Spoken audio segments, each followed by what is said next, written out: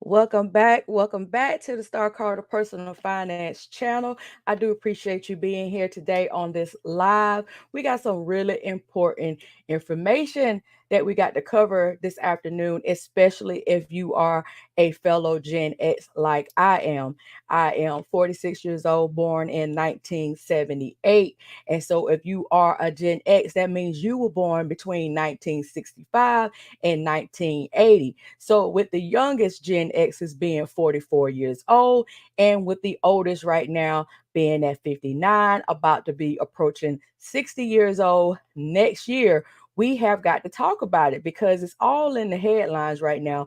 Want to know, will we have enough money when it's time for us to retire? Because with everything going on right now, we have inflation out of the roof, we have high living costs right now, medical costs, food costs, and all other types of things that we have to have in order to survive and to thrive in this world. And everything is seen to continue to go up, but our income, our money is not growing at the same pace of all these other things that we have to have and have to survive. So it's a very, very growing concern for many of us, especially as we are approaching that age to get ready to retire. As I said, with our older Gen X is already at 59 or turning 59 before this year is out. So it is a major concern. So I have a lot of data points that I want to cover today, and I hope that we can get this conversation really going because it is very important. So let me go ahead and check in and see if you guys can hear me. Please let me know by dropping a heart or giving me a thumbs up or whatever it is. Just let me know that you can hear me and that you can see me before I get started with the presentation. All right, I got Miss Kathy. Hey, thank you for joining me again, Miss Kathy. I really do appreciate you joining my live content. I really do. And so, and thank you for the heart. I do appreciate it. Thank you again, Miss Heather, for joining from Raleigh, North Carolina. I do appreciate it. So, guys, yeah, if you are a Gen X, I want you to drop a heart or drop a X in the comment section and let me know that you are a part of the fellow Gen X's. Like I said, I am 46, so I'm on the younger end of the Gen X spectrum, but I'm still a part of the group. And so when I was seeing the article that I frequently read the Wall Street Journal, just seeing about what's going on out there in the economy, as I call it, the financial streets. And when I read this article, because I am a Generation X, it really sparked my interest. And then once I looked at that article and I started doing some more research, I said, this is a really growing concern that has really been in the news and been a growing concern for Generation X since 2019. I was seeing articles going all the way back 5 years ago and 4 or 5 years ago. So it has been a growing concern because Generation X, we kind of have um, gotten, they call us the sandwich generation too, because we're in between the baby boomers and the millennials. And right now, we are the generation that did not benefit from pensions. Okay, so like your parents, our parents, that was a part of that baby boomers where they had pensions, where they could work at a job for 30 and 40 years and they retired with nice pension plans and stuff. We were the generation where they started the 401ks. So that's when the pensions went away with us. If you find a job now that has a pension, you're doing good because most of the pensions are now gone. You don't even really hear about it anymore. Even some of the older people, if they were able to still be able to get theirs, if they, retired late or their company didn't go under or whatever, and they were still able to draw from a pension, they were very blessed because the majority of us, we are at the whim of the 401k because that is what started in our generation, in the Generation X. Okay, so we were kind of behind with that because a lot of the 401ks didn't even start until after we had already started our first jobs or even started our career. So we were pretty much already behind the eight ball because they're saying now that the millennials are actually starting their 401k, and the Gen Zs, like my son is a Gen Z, he's 23, have already started their retirement savings a lot earlier and a lot sooner than our generation have. So they have actually started their 401ks and 401k matches as early as in their early 20s, or as soon as they get their career started, as soon after they, graduate from college. But a lot of us have had some setbacks in the Generation X. So let's see. I got some more X's that's done popped up. Thank you so much. I do appreciate it. Thank you so much. So X barely 1965. Yes, but you still in. You still in. You still in. So these things right here, they really do affect us, because as we are going into an election year, I don't talk politics, but I do talk economics. As we're going into election year, it's very important that we're looking at what the candidates are going to do to preserve our Social Security, because that's another growing concern for us. Because I started working when I was 16 years old, and Social Security taxes have been taken out of my check every year, in the hopes that once I get older, that I will be able to benefit from that, right? But they're already saying that Social Security will probably be gone by the year of 2034. And that's not that far away. That's really like 10 years from now. And at the rate that it's going, if it's not completely depleted by 2034, we will not be able to get the maximum 100% contribution back to us. It may be cut as low as 70%, or it might even be half of that. All right. So I don't turn 66 until what, 20 years from now, because I'm 46. So that would be in 44. And that would be 10 years from 2034, right? And then also, with that being said, if you do decide to collect your Social Security benefits, you want to wait until you're closer to 70, so that you'll get a higher payout, because you can start collecting your Social Security benefits as early as 62, but it's going to be reduced, because you'll be taking it out earlier.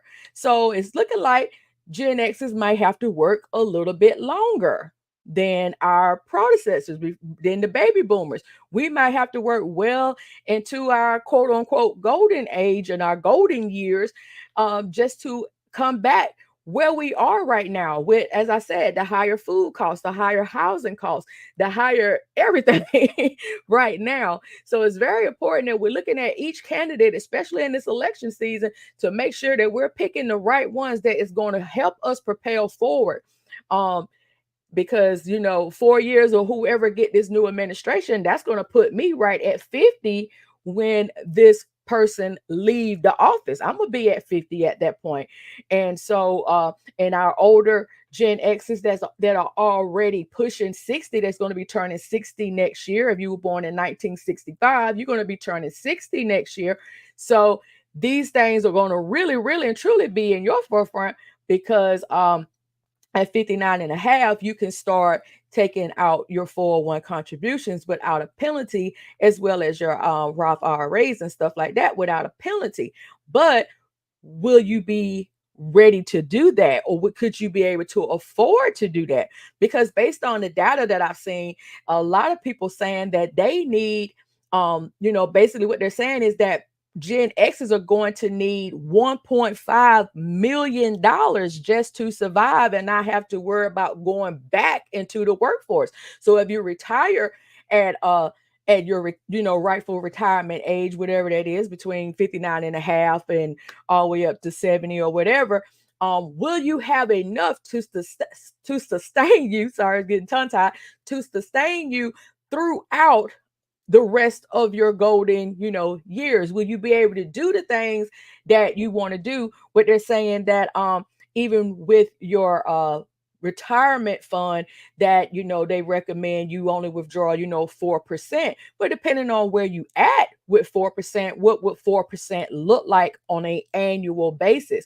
Will that be enough to sustain your lifestyle, even at the bare minimum? Would that be enough? So if you only have 500,000 saved, could you live off $20,000 a year? You probably can't live off $20,000 a year, and you're working. So imagine being able to live off $20,000 a year and you're not working. So those are the real numbers, and those are the real things that we're going to look at today in this live. All right, so let me see what's going on in the chat before I pull up my data point. So it said, laugh out loud, Star. I was 17 at FMC when we were told no pinches, and world was different, and we would have at least 7 jobs before we retire. I was so upset. My daddy said, baby, not you. Black folks were excluded. And it says, most black folks were excluded from job opportunities that offered pensions. He was self-employed. And, a lot of us have been behind on the 8 ball, especially when it comes to some of those things, as Heather mentioned, but also, just not having the financial literacy or knowing what 401ks is. I remember when I first got my job, well, real job, because I had worked in restaurants, of course, when I started working when I was 16 at my Burger King. And then I did some hosting and waitressing while I was still in high school and that kind of thing. And then when I first got my real job out of high school, I remember them saying something about 401k, but I didn't know what they were talking about. I had no earthly idea what that mean. And a lot of times when you go into your HR departments and you're filling out all these paperwork and they're having you sign all these different things, you have no idea what none of that stuff mean. And you end up opting out of it if they don't automatically enroll you in the 401k plans and those type of things. So a lot of times we end up being behind on the 8 ball because we don't have the literacy to take advantage of some of the things that we don't know. And then when we really and truly find out about those things, I'm not going to say it's too little too late, because it's never too late to, start and change, past behaviors. But sometimes it does make it a lot harder and a lot challenging for us to catch up. All right, so let me pull up this article, like I said, that I was reading from the Index Journal, just to get us started.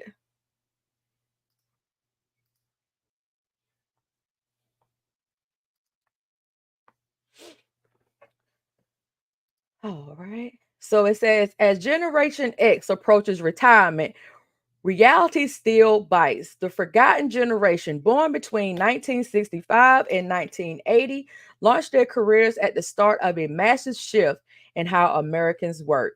So let's get into it. So, the oldest members of Generation X are turning 60 next year. Many can't afford to stop working anytime soon. Born between 1965 and 1980, Gen Xers launched their careers at the start of a massive shift in how Americans work. Companies moved from pensions that promise steady income after years of service to plans such as 401ks that place employees' retirement destiny in their own hands. Some Gen Xers were hit hard in their prime working years during the 2008 financial crisis. Others are still paying off student debt. Their children are increasingly living at home well into adulthood, while their own aging parents often require care. Few believe they can rely on Social Security to make ends meet later in life. For some measures, Gen Xers are worse off financially than their baby boomer predecessors.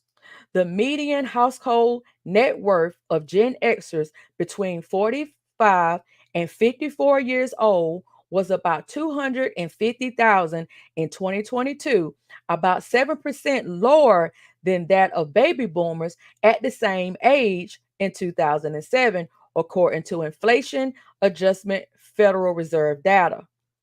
That was the only age group that experienced a drop in median wealth over the 15-year period.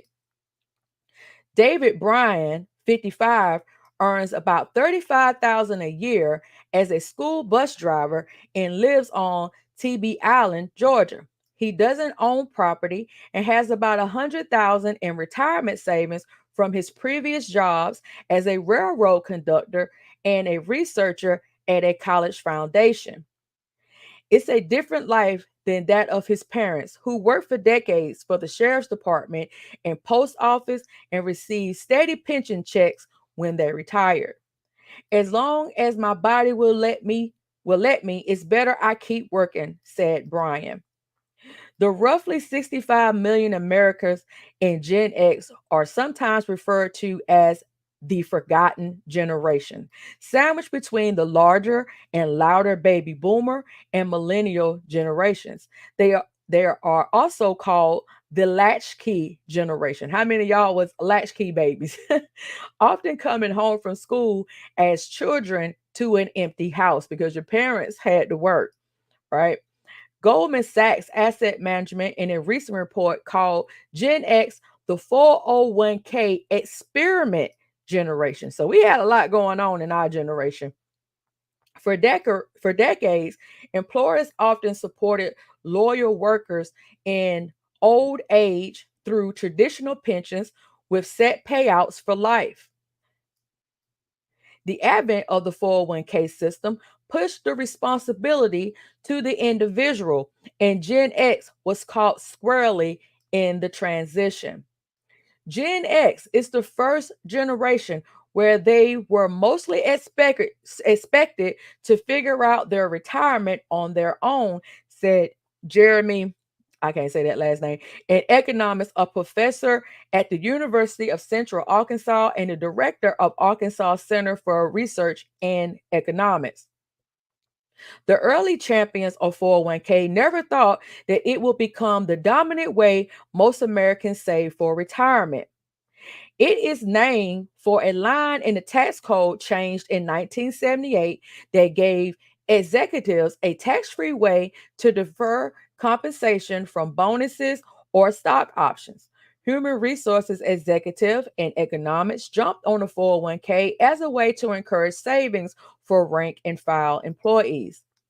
By the mid 1980s, the number of active participants in defined contribution retirement plans such as 401ks overtook those in defined benefit plans such as traditional pension plans in the private sector. Now, private pensions are rare. When Gen Xers entered the workforce, the 401k was a new concept. Features such as automatically enroll employees in a workplace plan and automatically increasing contributions every year didn't become commonplace until later. Other common private retirement saving tools were also introduced in the last half century. The individual retirement account, a tax deferred investment vehicle, was authorized in 1974, while the Roth IRA, funded with post tax money, but tax free when withdrawn, was established in 1997. Now, that's the year I graduated high school, in 1997. Gen Xers between 45 and 54 years old had a median account balance of roughly 60,000 in defined contribution retirement plans at Vanguard Group in 2023, according to the fund. For most Americans, that is well below the target sum. Financial es- Financial experts recommend having roughly 6 times one's salary saved for retirement by age 50. John Cotrides, a 54-year-old living near Charlotte, North Carolina, had contributed to 401k ever since he started his career in banking about 3 decades ago. But whenever he moved to a different employer, he usually cashed out his 401k because there was a more urgent expense, such as home repair or moving costs. And that happens to a lot of people. A lot of people wind up having to go into their 401ks for, sudden job loss, medical expenses, and stuff like that. Keeping the money invested in the stock market doesn't seem worth it after witnessing the crashes like the bursting of the dot-com bubble. Retirement seemed far away. You no longer have a generation of people whose employer took you from your first job into retirement, he said. When we were offered 401ks, I don't think that was a great deal. Kotrai says he doesn't have much in retirement assets because the home he owns, where he lives with his wife and two daughters, who are 12 and 20 years old, after quitting his job as a mortgage lender during the pandemic, he now works as a bartender part time and earn most of his money making social media content, mostly nostalgic videos about the 70s through the 1990s. He likes having more time to spend with his family. This is basically my retirement plan, he said. I truly assume that I'll continue to work to provide for my family as long as I need to. Even those who have benefited from the 401k system say it hasn't been easy. Scott Zeeble, a 56-year-old in Leominster, Massachusetts, started putting money in a 401k when he began working at a grocery store at 15. His father encouraged him to contribute. The account grew as he continued working at the store through college and became a manager. In his early 30s, he became an English teacher and expects to receive a pension after retirement. When the stock market crashed in 2020 on the onset of the COVID pandemic, he and his wife pulled the money in his wife 401k out of the market and into a money market fund. Now they have reinvested the money, but put a greater portion of it into bonds than before. I'm grateful, and bonds are a way safer bet, so I can understand them doing that. I'm grateful for the 401k, but there's no guarantees as well, he said, estimating his household retirement savings at a little over 1 million. But this guy started when he was 15 years old. So that's the beauty of compounding if you can start early. Luckily, he had a dad that actually told him that he needed to contribute early. Zeeble feels prepared for retirement, but he says he has to live frugally to save. He has driven his he has driven the same car for 12 years and has avoided pricey expenses such as new carpeting for his 30-year-old home.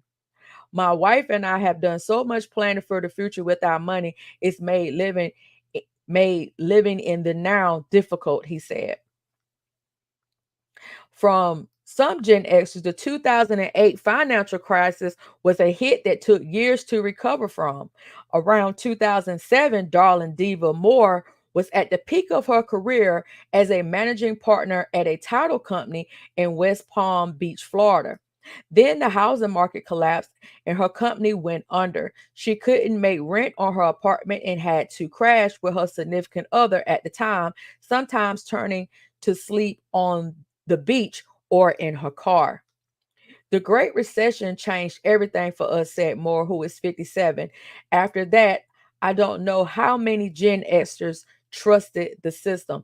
And I don't know if many of y'all remember, but the Great Recession happened between June of was it? Oh no, I'm sorry, December of 2007 and lasted all the way through June of 2009. And this was also during the housing crash. So a lot was going on. So a lot of people that are Gen X's that actually bought their home, they might have lost their home too and had to start all over again. So a lot of us are behind because we had to start all over again from, like I said, the Great Recession, the financial crisis of 2008. So it was a whole lot going on in that time.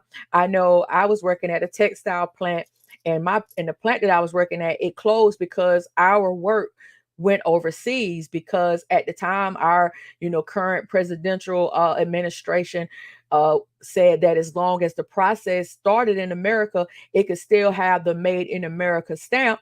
And so the process would start here, but it would finish overseas. And of course, they were paying those workers there a lot lower wage than they were paying us here. And so a lot of those jobs are no longer even a job anymore. So that job had excellent benefits and all those different things, but it ended. That plant is no longer even a plant. It closed down in 2005. So a lot of those jobs that had good benefits that you might have could have continued to work there for years and years and years and build up your 401k, they're no longer a thing.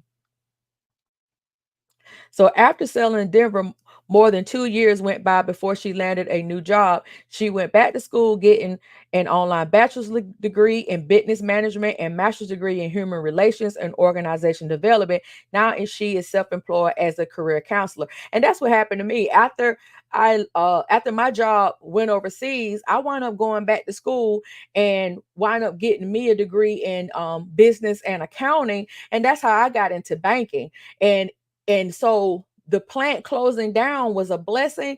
I felt like it was a curse at the time, but it was a blessing because it allowed me to be able to go back to school to get a skill that I could continue to use past, working in a manufactory and a plant, going into working in credit unions and then working in a traditional bank, and now being able to teach financial education. It was something that I was able to use and continue to use. So I'm very blessed that I was able to go back to school and be able to change my career. And I was still young when I did. I think I was 24 when I went back to school. As she is approaching her 60s, Moore is trying to locate money she contributed to various 401ks from jobs earlier in her career. Whenever she switched jobs, she didn't roll over her balance to an IRA or new 401k. So those accounts are scattered across plan providers. In the 1990s, they didn't make it easy to find out where the money is, she said. And I saw that in also in some of the other studies that I had seen on this topic, that there's a lot of people when they did a survey that has, of course, a lot of us haven't stayed at the same jobs as like our parents did, for 20 and 30 or whatever years. A lot of us have changed careers or whatever, gone back to school or whatever to make more money and those type of things. And there is a lot of money, like in this article, where they've changed jobs and they did not move those 401ks, did not roll those 401ks over.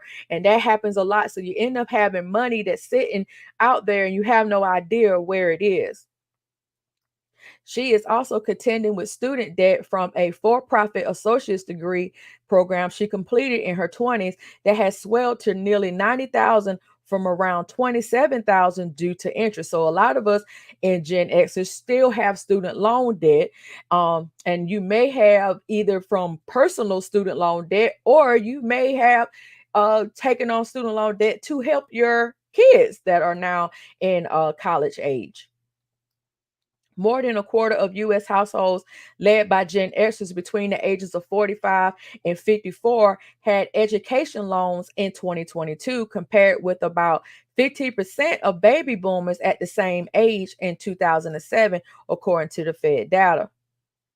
Soaring tuition costs, sky high rents, and other inflationary pressures for Gen Z are also Gen X's problems. Many Gen Xers have forked over tens of thousands of dollars for their children to attend college. Young people are also increasingly living with parents or relying on them for financial support well into adulthood. Pamela Lyko's 21-year-old son lives at home with her in the suburbs of Madison, Wisconsin, while another son and daughter are at college. My kids are still definitely not grown and flown, like I said. Some Gen Xers are simultaneously caring for aging parents who are living longer than previous generation. Lycos isn't in that situation yet, but her stepmother, who has Alzheimer's, and her father are in their 80s. I need my parents to hang on health wise for another 5 to 10 years because we are not ready to help financially, really, she said. And there's a lot of people that are experiencing, aging parents right now. My mom passed away when I was 32. So I don't have that, issue. And my grandma and, everybody that raised me, they already passed on. So that's not an issue for me. But I can imagine, because I do have friends that have Asian parents. I have a friend that mom has dementia and he's 55. I mean, well, he's 55 now, he'll be 56. So he's also a Gen Xer. So it can be a burden, especially when if you are only child or something like that, it can become a burden. And it's something that you have to do because it's your parents and everything, but it can put a strain on what you can do when it's time for you to retire. Lycos, who is 54, was the first person in her family to go to college, but didn't work for about 2 decades after she got married and became a stay at home mom. When she got divorced about 7 years ago, she found herself with no savings of her own and no resume to apply for jobs. So that happens too when you are a stay at home mom and you're working on one income, and then life events change, divorces and stuff like that. So a lot of times you end up starting over because life is going to life regardless, if you're ready for it or not. She got a license to work as an esthetician for a few years and now is remarried. From her divorce, Lyko received about half of her husband's 401k, which comprises most of her plan for retirement. The youngest members of Gen X are in their mid 40s, offering more time to boost savings ahead of retirement. Tyler Bond, the research director of the National Institute on Retirement Security, wonders if there will be diverging retirement experiences between the older and younger ends of the cohort. The older generation Xers simply may not have time, he said. Avery Nesbitt, a 44-year-old operations manager in Atlanta area, isn't waiting for retirement to go on a nice vacation or buy a new car because he wants to enjoy them now, and he doesn't expect to be able to save up a cushy nest egg for later in life. If the COVID pandemic taught him anything, it was that anything can happen, and that's true. And some people are living the what they call the YOLO life, you only live once life, and so they're not waiting to enjoy life to retirement. Some people are just wanting to experience it now while they young, while they still have their health, and they say, well, I just worry about my retirement later. I'll worry about those years when I get there. So it's different perspectives, and you have a right to your opinion on how you want to live your life. He and his wife contributed modestly to employer-sponsored retirement accounts, but didn't feel they could afford to save more. They own a home where they live with their two children. That makes up the bulk of their wealth. He said that he has put more money into life insurance policy than in retirement accounts. I fully expect to work until I die, Nesbitt said that it is what it is. All right, so that's the end of that particular article. So let me look in the comments and see what's going on. I got another article that I want to pull up as well. So I want to get y'all's how y'all feel about this. Do you think that it's going to be a challenge for us as Gen Xers, especially if you are closer to the retirement age than me? I still got, roughly 20 more years before our quote unquote retirement age. Do you think that this, with what we have going on with our economic climate right now, do you think that this could potentially be a barrier to us being able to retire early? Or do you think that we will have to work later, even into our 70s? Maybe some of us may have to even work into our 80s, provided that we have good health. We're taking care of our health now so that we can be, good to continue to work. I want to know what is your thoughts on that if you are still out here in the chat. Now I do want to pull up some more data because not only are they saying that we are behind on as far as our retirement is concerned. They're saying that the Generation X has not saved enough for retirement. Saying that we, look like we may need like 1.5 million, but there's only like 5% of that already saved. And they're saying that we have, as our generation, that we have the most debt of the baby boomers and the millennials. We have the most debt right now. So this article that I'm about to pull up right now is from News Nation, and it says tracking debt, which generation owes the most. It says Generation X's have the highest median non-mortgage debt at 33,859. Now let's go down here a little bit and let's get down here to the numbers.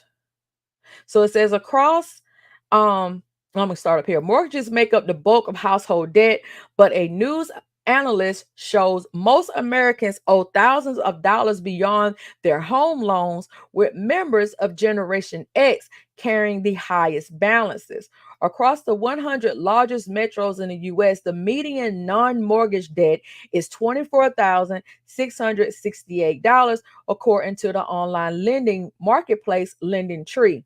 Gen Xers between 44 and 59 years old owe 33,859, the most across the four generation study. Millennials weren't far behind, owing $30,558 across non mortgage loans, including credit cards, auto loans, student loans, and personal loans.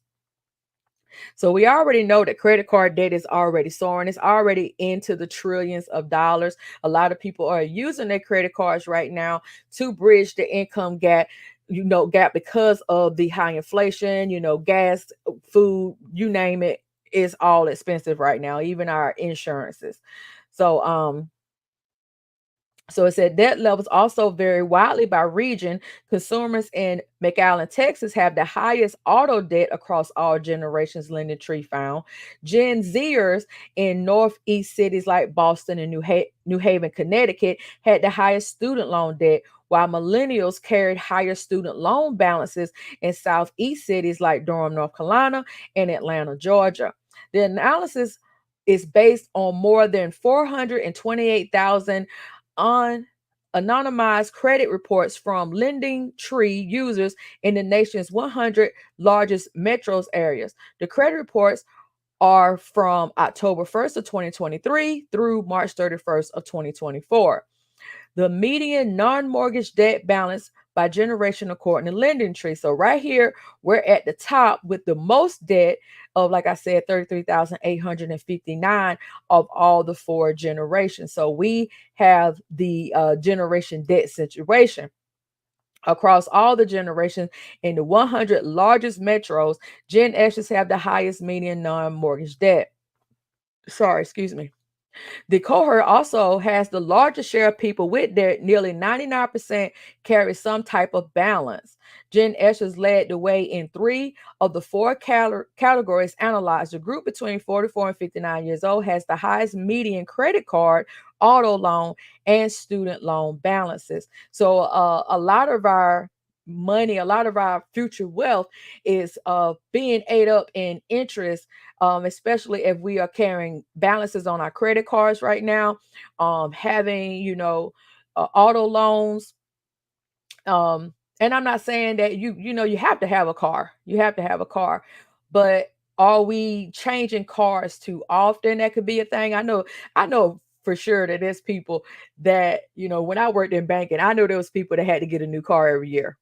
Nothing wrong with the car they always driving. They just had to get another car. As soon as a new model came out, they had to have the new model or whatever. Constantly trading cars, constantly trading cars, constantly trading cars. I seen it all the time. It was crazy. Or every 2 years they had to have another car. I got a Jeep that I bought in 2008. I still have it. It's a 2004 Grand Cherokee. It still drives well. It has 186,000 miles on it. I just bought another car back in 2021, and it was a 2012 that I bought. And so I've had it 3 years. It's got a little over 100,000 miles on it. And both of my cars drive well. They're not brand new cars. They're both paid for. And I'm cool with that. I don't want a car payment. I don't want a car payment, and I don't want high insurance to have those, newer model cars. I'm cool. I'm cool.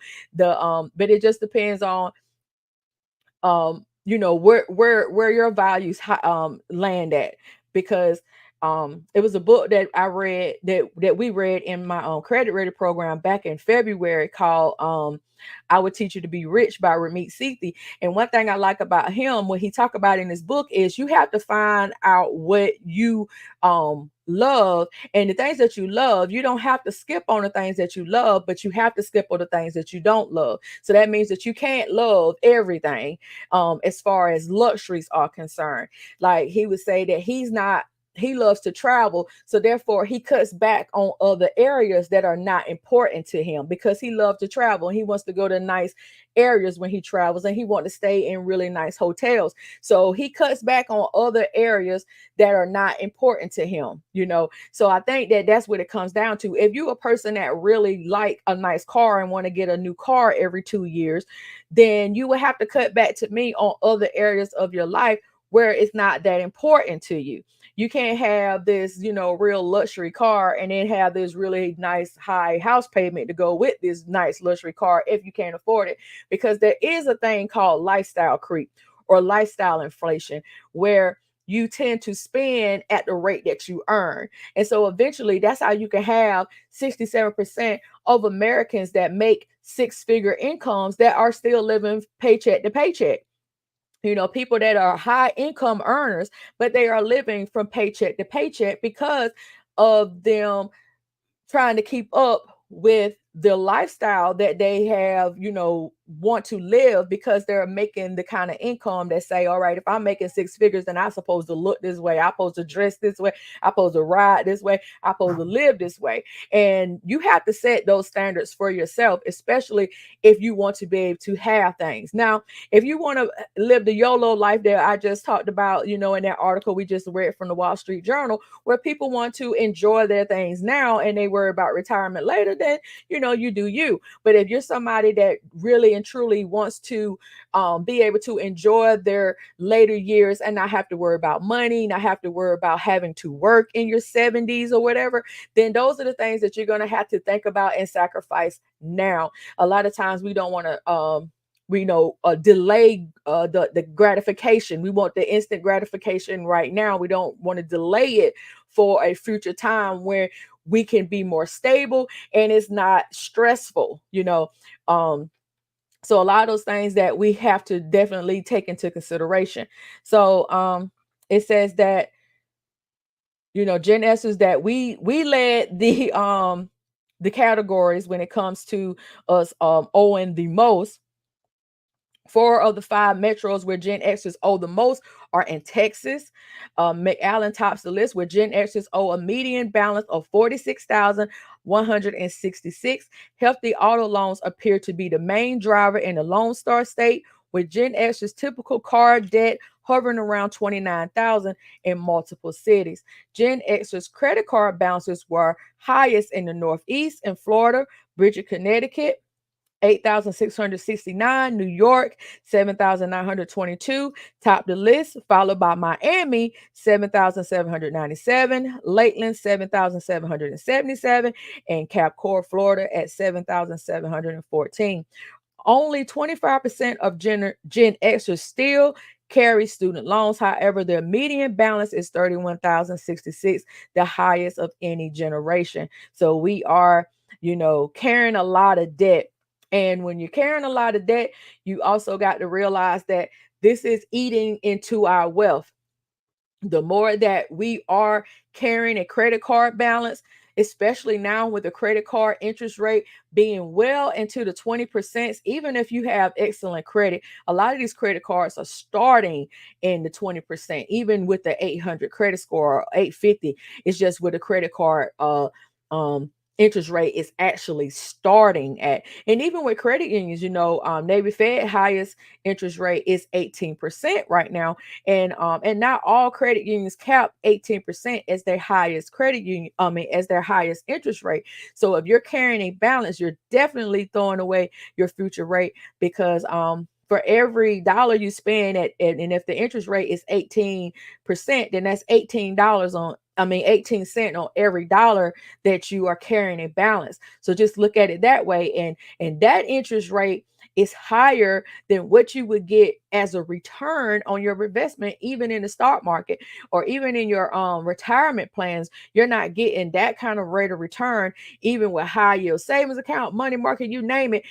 Nobody's getting that high of an interest rate but your credit card companies right now. So we have to pay those credit card balances down and get those things completely paid off and only using them for things that we know that we can afford and that we can afford to pay back every statement period. So Let me pull up another article. So, what can we do, guys, if we are behind on the eight ball? That would, if we are Gen X's and we don't have any 401k saved, or if we have 401k all over the place, or we just don't have all our eggs in a row. We don't have our ducks in a row. We don't have everything lined up. And if you are in my age group and if you're worried about this, then this is the time that we need to start, because these years are flying by. I don't know if y'all think so. It just seems like we just was in January coming into 2024, and now this Sunday will be September the 1st. Okay, September the 1st. So we only have what, 4 more months before we will be going into another new year. So these years is not playing around. And before you know it, if you're on the younger end of the Generation X, like I am at 46, 20 years will be here before you know it. Time is not waiting on us at all. So the more time that you have into your contributions of your 401k plans, your Roth IRAs, and all those other investment vehicles, is the time that you will be able to use and gain that compound interest that you want to gain. And like I was telling you guys when I was talking about the Navy Fed interest rate changes, that compound interest works either against you or for you. Because if you're carrying a credit card balance, right, that means credit card interest is working against you. It's working for the company that you owe, because they're getting the compound interest. Everybody's upset about Navy Fed changing how they calculate credit cards, their credit card balances now. But here's the thing: we need to not worry about that as much as worrying about paying them off, so that we're not giving them all our money, and that we're not paying all them the compound interest that we should be, gaining ourselves. All righty.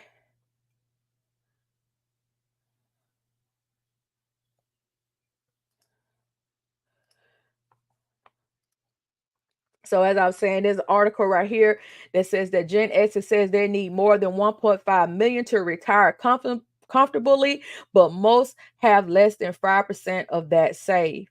So right now, the median 401k account balance for Gen X is defined as people born between 1965 and 1980 is $54,500 as of the first quarter of 2024, according to the data shared with CNBC. Make It from Fidelity Investments, America's largest 401k provider. However, that's a long way from the generation's retirement savings goals. On average, Gen Xers believe they would need around 1.56 million to retire comfortably, according to Northwestern Mutual's 2024 Planning in Progress study. And then you have to think about this though. 1.56 million sound like a lot of money, and you're probably thinking, like, right now, well, I don't need, $1.5 million to retire. Yeah, I don't need that now to live. But just think about it over time. If you're not, say if you do decide if you want to retire at say you want to retire at age 67, right?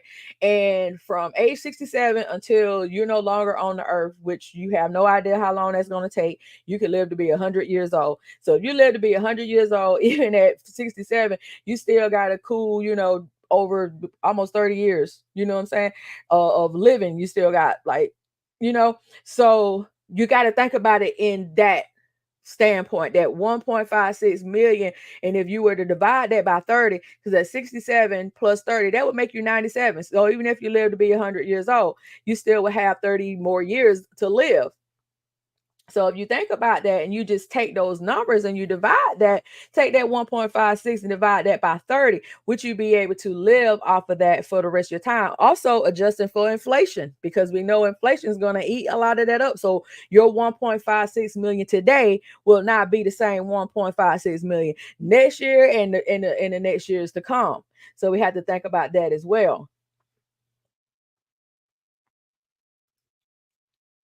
All right. So it says that, however, that's a long way from generation's retirement savings goal. On average, Gen X believe they would need around 1.56 million to retire comfortably, according to Northwestern Mutual's 2024 Plan and Progress study. Okay, so we already talked about some of the obstacles in the other articles, so I'm not going to go over that.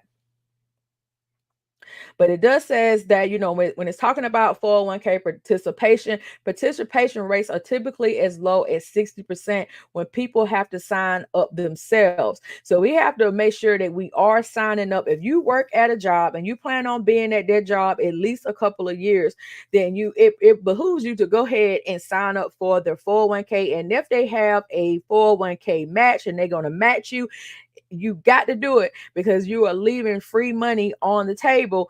Even if you don't think you're going to stay at that job, or you think you may change jobs, you still want to take on what they have right now, and you can always roll it over into another plan. But over 90% when they're automatically enrolled, so people that are automatically enrolled, their employers automatically putting them in, they have a greater percentage of actual people being inside of the 401k plan. So it says how Gen Xers can boost their retirement savings. The good news is that it's not too late for Gen Xers to get on track with their retirement savings. Start by focusing on retirement savings rate, which is the percentage of your income you set aside annually for retirement. Fidelity recommends a savings rate of 15%, but you need to increase that number depending on your goals. So a lot of us are going to have to start doing spending plans. That's the nice way of saying budget. So a lot of us are going to really have to start looking at the numbers, because right now you may think, well, I don't have enough money right now that I can actually contribute more than whatever is already coming out, or do any other type of investment vehicles. But I'm telling you, if you do want to retire comfortably in the future, then those are some things that we're going to have to sit down and actually look at the numbers. My motto is people lie but numbers don't. So we have to actually look at the bare numbers to make sure that we are doing everything that we can.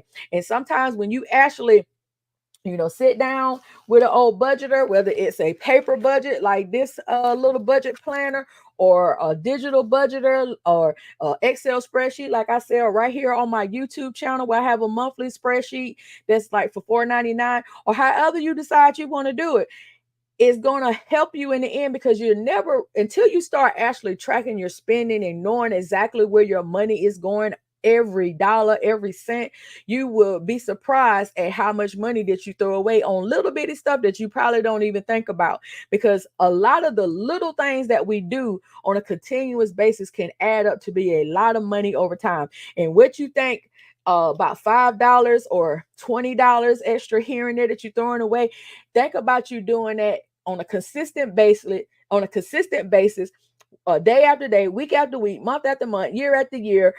That's your compounded interest. Okay, because that's what that money is going to do inside of an investment vehicle. That's the compounded interest. So those little amounts do add up, and sometimes we can cut back on some of those things. Or, like I was saying earlier in the book, I'll Teach You to Be Rich. Find out what is your rich life. That's what Ramit Sethi said. What is your rich life, and what are the things that you don't want to compromise on? So if you're that person that got to have that Starbucks coffee every morning because that makes your day good, I don't want you to not cut out that Starbucks coffee, because I don't want you to be snapping on nobody. But could you cut out something else? Could you cut out, something that you don't necessarily have to have in order to put that extra into your savings or into your retirement fund? All right. So let's see, where was I at? I'll say, depending on how far behind you are and how old you are, you need to save more or less. It says if you're in your 30s and haven't started, you may need to be saving 15% of your own money. But if you're in your 40s and have zero saved, you may be looking at somewhere close to 30% savings rate. So you be really paying catch up at this point. Okay. It can also be helpful to take a look at your expenses and see where there's room to downsize, so that you can redirect that money towards your retirement savings. As I was saying, you can't really see those numbers until you actually, start a spending plan. Like I said, nobody likes the budget word, but we have to do it, especially when, time is ticking. Time is ticking on us Gen Xers, right?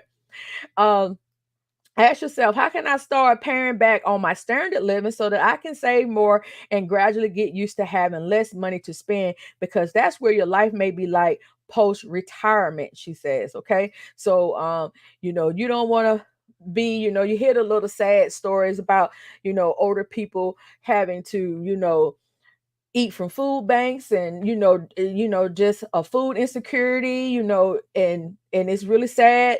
The I remember there was a lady that was really good friends with my grandma, and she was getting like $10 a month food stamps. Literally they told her that she couldn't get but $10 a month food stamps because, I forgot how much money she was making from her social security check, but they were saying that was, you know, like that was a ton of money, and it wasn't a ton of money. And my grandma passed away in 2007. So when I'm talking about this lady, this was in the early like 2000s, probably even before my son was born. And he was born in 2001, and she was only getting $10 worth of food stamps. So it's a serious thing when you really think about it, guys, that it could happen to any of us, right? And a lot of these benefits and things that they had when we were younger, or whatever, is not going to be around when it's our time, and that's just the reality of it, that we have to be realistic. Okay, because like we're saying, the social security right now is looking like it's not going to be around for about another 10 years, and if it is around, it's not going to be the full 100% contribution. Anyone 50 and older can make match-up contributions to tax advantage retirement accounts such as 401ks and individual retirement accounts. These additional contributions allow workers to put in more than the annual limit. For 2024, workers 50 and older can contribute an extra $7,500 to their 401k, 403b, governmental 457b, or SAR SEP plan, or the SAR SEP plan. Additional Gen Xers may benefit from meeting with a financial advisor. I would recommend that, or somebody that does financial planning. If you are not sure where to start, where to begin, I would definitely advise you do that. Who can help them develop an individualized retirement plan that fits their unique goals and challenges. And Lester says, getting a consultation can be a smart thing to do just to understand where you are, where you want to be, and what your income may look like at post retirement. And one thing I want to tell you guys, when you're thinking about a financial advisor or a planner, a lot of your credit unions, especially your credit union, that's why I tell people all the time to join credit unions, because a lot of your credit unions have these advisors and planners right there for free, and it's usually no extra cost to their members, right? So if you're banking with one of those larger banks, I can't guarantee that, but a lot of credit unions offer that. So matter of fact, let me pull up. I know a lot of you that on my channel, y'all are members of Navy Fed. So I want to pull up their website just to show you guys, just in case if you're not um privy to it.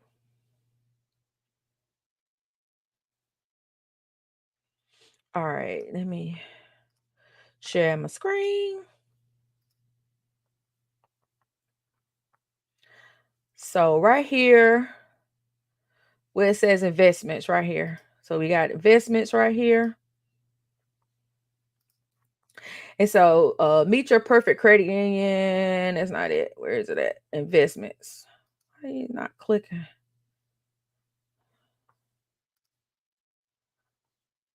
All right, it says invest in your future.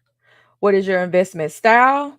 Navy Federal Investment Services offers you choices for how you invest your money. So, digital investor, financial advisors, if you prefer a more personal approach, you can meet one-on-one with our financial advisors. They provide investment guidance, recommendations for investment strategy, and personal portfolio management. So compare our options to choose which best for you. So just with Navy Federal, if you are a Navy Federal customer, member, I meant to say, you can talk with one of their advisors. Now, I don't know, like I said, most credit unions are free, but you would have to ask them to be for sure. What if they do have any fees or anything? Like I said, most of them do not. But definitely, if you are a credit union member, whether it's Navy Fed or any other credit union, check with them to make sure that you get any information that they may provide. I know the credit unions that I worked at in the past, they always had that type of benefit as well. So make sure you check with your credit unions if you're not already, have a brokerage or something like that where somebody's already helping you. Especially if you have no idea what you're doing, you don't want to take any chances. I would always say start at the financial institution where you already have your money going to help you with those things, because you don't want to just, go at it alone. All right, guys. So, is there any questions before I get off this live? I've been on here now about an hour. So, just to recap some of the things that we had talked about, you definitely want to, let me change my screen back. All righty. So you definitely, want to pay down any debts that you may have that can cause you to, not be able to contribute more money and save more money. Even if you don't have um money right now to contribute as we all have to have an emergency fund. We all need to have emergency savings because life is going life whether you are ready for it or not. We also have to save for those unexpected expenses. That's the emergency fund. Also for job loss, any of those things. So we got to be more proactive about doing that the best we can. And the best way to start that, in my journey was knowing where my money was going and also paying down my debt. I was able to pay down my debts. It took me about 3 years between 2017 and 2020, but I was able to do it by doing the debt snowball method. And so that actually does work. And I would recommend it to anybody that wants to try to get out of their debt the quickest. But if you do feel like that, you're over your head or whatever, there are resources out there. And I always would say to reach out to where you have your money going, the bank or the credit union that you have, and reach out to some of the people that work there that can help you with some of those resources or point you into the right direction. Also, I got my notes right here. I just want to make sure I cover everything. So as I was saying, you want to pay off any high interest debt, credit cards, car loans, anything that is draining you of your future. You want to match out all of your 401k contributions. You want to match out your Roth IRAs. You want to make sure that if you are over 50, you can do the catch up contribution that we just talked about. I'm also going to leave a link in the description from Charles Schwab talking about the catch-up contributions right here. So I'm going to leave a link in the description of this video. So any of the information, I'm going to leave all this information in there. And really and truly, guys, make sure that you are taking advantage of these things because time is our greatest asset. And if we waste time, it's something that we cannot get back. And you don't want to look back, 20 and 30 years from now, if you're my age, or even if you're at the 59 this year, you're, one of the older generation X, you don't want to look back and have any regrets. You want to do everything that you can. As I was saying before, we got to be proactive and not reactive when it comes to our personal finance.